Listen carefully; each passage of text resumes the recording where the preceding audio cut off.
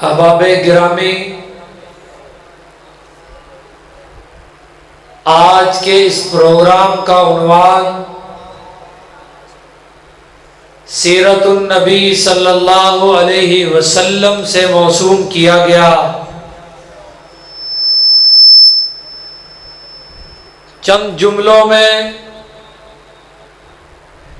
یہ بات آپ کے گوش گزار کرنا چاہوں گا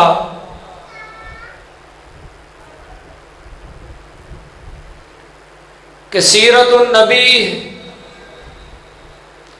ہے کیا چیز، کس کو کہا جاتا ہے؟ کیا اس چیز کو کہ جو آج ہمارے معاشرے میں پروان چڑھ چکی ہے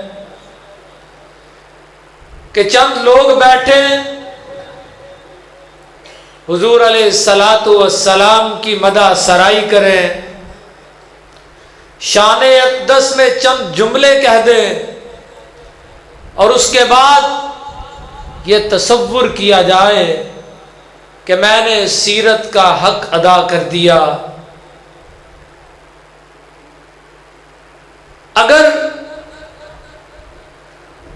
سیرت کا حق اس قدر آسان تھا تو کیا ضرورت تھی بلال کو تپتی ریتوں پہ لیٹنے کی؟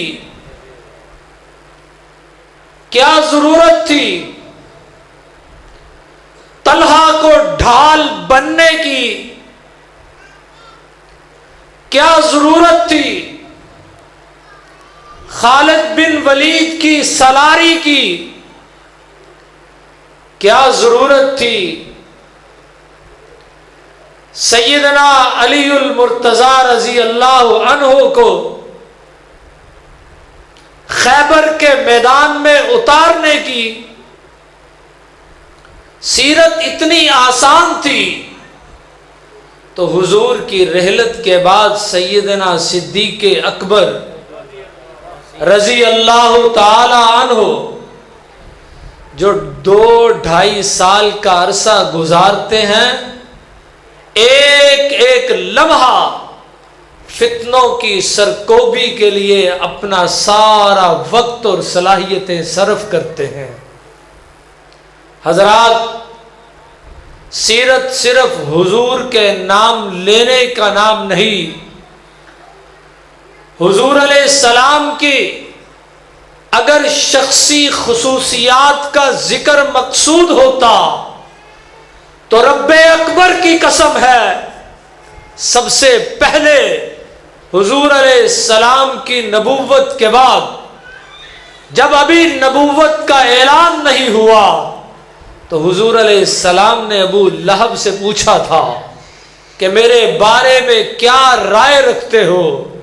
تو اس نے کہا تھا انت صادقن انت امیر۔ ایک دشمن جس بات کی گواہی دے رہا ہے اور کتنے خوبصورت الفاظ میں یہ بات کہی کہ تجھ جیسی خصوصیات کا بندہ جس میں اتنی صلاحیتیں موجود ہوں، جس میں اتنی خوبیاں موجود ہوں، وہ بندہ بھلا کیسے جھوٹ بول سکتا ہے؟ حضرات، اس کی یہ مدح سرائی اس کے کام نہیں آئی، کیونکہ اسلام کو صرف مدح سرائی مقصود نہیں۔ اسلام نے، قرآن نے کچھ اور ہی کہا کہ لقد من اللہ علی المؤمنین اذ یبایعونک، لقد من اللہ علی المؤمنین اذ بعث فیہم رسولا۔ لوگوں، اللہ کا تم پہ احسان یہ ہے کہ اس نے تم میں نبی کو مبعوث فرمایا۔ احسان یہ نہیں کہ ایک شخصیت کو بھیجا، احسان یہ ہے کہ اللہ نے تم پر کرم کرتے ہوئے تمہیں ایک نبی عطا فرمایا. کس لیے؟ یتلو علیہم آیاتہ ویزکیہم ویعلمہم الکتاب والحکمہ. نبی کے آنے کا مقصد یہ ہے کہ وہ لوگوں کو اللہ کا تعارف کروائے. اور واحد دنیا میں اگر کوئی شخصیت ہوتی ہے تو وہ نبی ہے جس کو خدا کی ہر اس بات کا علم ہوتا ہے کہ میرا اللہ راضی کیسے ہوتا ہے، میرے اللہ کو کون سی باتیں ناگوار ہیں. نبی نے طریقہ بتایا. نبی کو اس لیے مبعوث کیا کہ جاؤ جا کے بھٹکے ہوئے لوگوں کو اللہ کا تعارف کروا دو. وَيُزَكِّيهِمْ، لوگوں کو ان کے اندر موجود جو ان کے دلوں میں، جو ان کے اعمال میں اور جو ان کے معاملات میں اللہ سے دوری، دین سے دوری، خدا کا انکار اور بغاوتیں موجود ہیں، ان کو نکال دو. وَيُعَلِّمُهُمُ الْكِتَابَ وَالْحِكْمَةَ، ان کو بتاؤ، ان کو تعارف کرواؤ کہ اللہ کا قرآن کیا ہے اور قرآن تمہیں کون کون سی حکمتوں سے آشنا کروا رہا ہے. قرآن صرف اور صرف ہمارے ہاں صرف اور صرف فوتکیوں پہ پڑھنے کے لیے رہ گیا.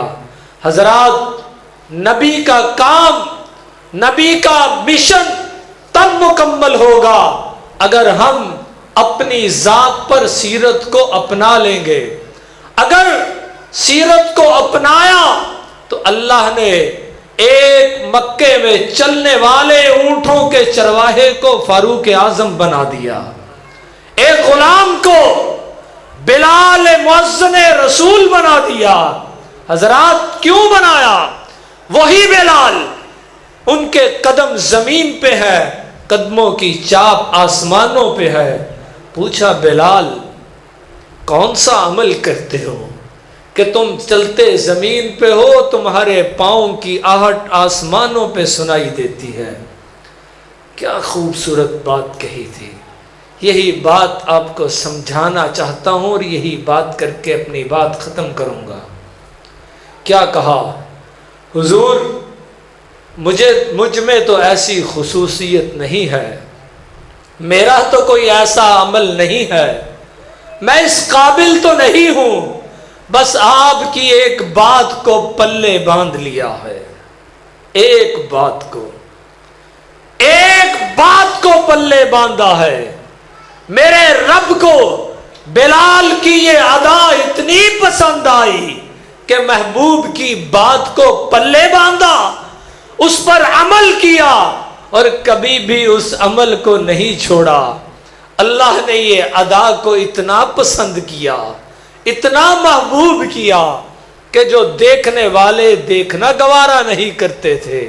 محبوب سے جڑے، حضور کی سیرت کو اپنایا، ایک سنت کو، فقط ایک سنت کو زندگی کا معمول بنایا. اللہ نے کیا اجر دیا کہ بلال چل زمین پہ رہے ہیں، قدموں کی آہٹ آسمانوں پہ سنائی دے رہی ہے. اور محبوب کو معراج سے واپس آ کر پوچھنا پڑا، بلال کون سا عمل ہے؟ کہا، حضور جب وضو ٹوٹتا ہے وضو بنا لیتا ہوں، جب وضو بناتا ہوں تو وضو کی 2 رکعت نوافل ادا کر لیتا ہوں.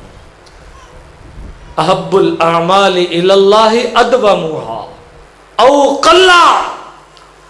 تم اپنی زندگی میں ایک بات بھی اگر اس پروگراموں سے سن کر 2 گھنٹے کی تقریریں اپنی جگہ، کوئی ایک بات اس پروگرام سے سن کر اس لیے ادھر آؤ کہ اللہ کا قرآن اور حضور کا فرمان سننا ہے اور سن کر اس پر عمل کرنا ہے. اگر اس پروگرام سے کوئی ایک بندہ ایک حضور علیہ السلام کی بات کو سن کر اپنا گیا، اللہ کی قسم زندگی اس کی بھی سنور گئی اور سنانے والے کی بھی سنور گئی، اور جس نے اہتمام کیا اللہ اس کی زندگی کو بھی چار چاند لگا دے گا۔ حضرات آئیے جلسوں میں بیٹھنا، کانوں کی لذت لینا، اونگنا اور اٹھ کے باتیں کر کے چلے جانا، اس کو شعار مت بنائے۔ زندگی کے لمحات کم ہے، آپ اپنے ہاتھوں میں اپنے بھائیوں کو، اپنے بزرگوں کو کس قدر تیزی سے دفناتے اور ان کی اموات کا سنتے چلے جا رہے ہیں۔ ایک لمحہ لگتا ہے، ایک لمحہ پہلے میرے بھائی سے بات ہوئی، ابھی تو اس نے فون بند کیا، حادثہ بھی ہو گیا، وہ فوت بھی ہو گیا، اور کیا خوبصورت موت۔ اللہ اس مرد مجاہد کی قبر کو منور فرما، اللہ اس پر کروڑوں رحمتیں فرما، جس کے الفاظ اپنے رب کے محبوب بندوں کے لیے کہ ان کا اولئک الذین امتحن اللہ قلوبہم للتقوی لہم مغفرہ لہم مغفرہ، یہ کہتے کہتے حضرت قاری عبد المتین رحمہ اللہ اس دنیا سے چلے گئے۔ حضرات کیا خبر تھی کہ میرا آخری پروگرام ہوگا؟ سننے والوں کو علم نہیں، سامنے بیٹھے ہیں، دنیا میں لوگ دیکھ رہے ہیں، سب دیکھ رہے ہیں، لیکن آخری لفظ کہنے تک کسی کو علم نہ ہو سکا کہ یہ آخری الفاظ ہیں۔ ڈاکٹر بھی دیکھ رہے ہوں گے، دنیا کا ہر طبقہ دیکھ رہا تھا، مگر یہ راز اس مالک نے اپنے پاس رکھے ہیں۔ حضرات آئیے پروگراموں میں ضرور آئیں، مگر آ کر نصیحت کی باتیں سن کر اس پر عمل کریں۔ اللہ ہمارا آنا، بیٹھنا، پروگرام کروانا اور جو کرنے کے لیے تشریف لائیں، اللہ سب کے اعمال کو قبول فرمائے۔